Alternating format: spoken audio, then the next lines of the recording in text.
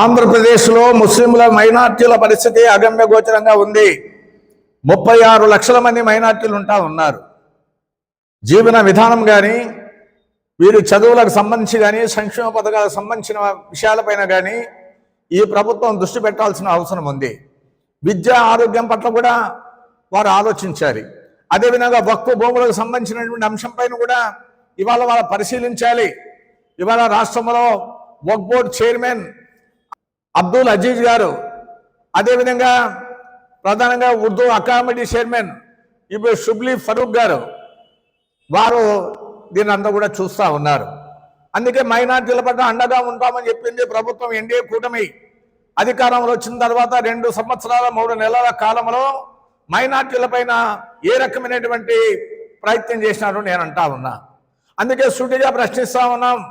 మైనార్టీలకు సంబంధించినటువంటి అంశాలపైన పరిష్కారం చేయకుండా ఇవాళ ప్రధానంగా వక్ఫ్ భూములు అన్యాక్రాంతమవుతా ఉంటాయి.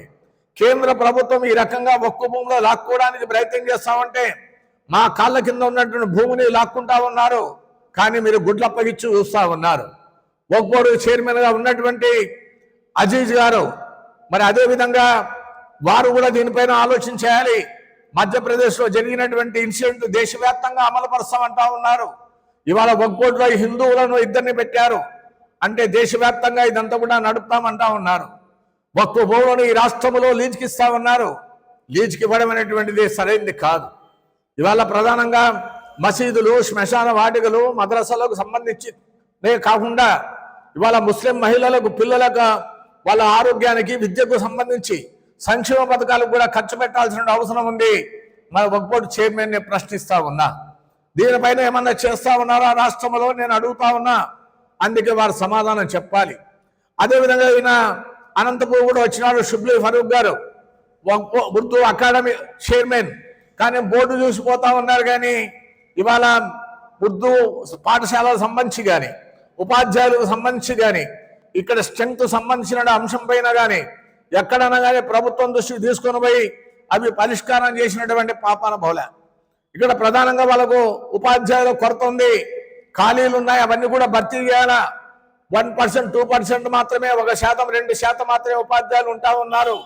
ఇవాళ డ్రాప్అవుట్స్ 20% ఉన్నాయి. ఇవాళ సమానంగానే ఆడపిల్లలు, మగపిల్లలు అంతా కూడా చదువుకుంటా ఉన్నారు.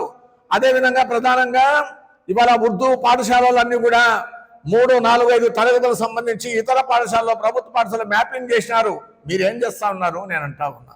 నూతన విద్యా విధానం వల్ల ఇవాళ ముస్లింల విద్యార్థులు నష్టపోతుంటే మీరు దీనికి అనుగుణంగా ఏమన్నా ప్రయత్నం చేస్తున్నారా?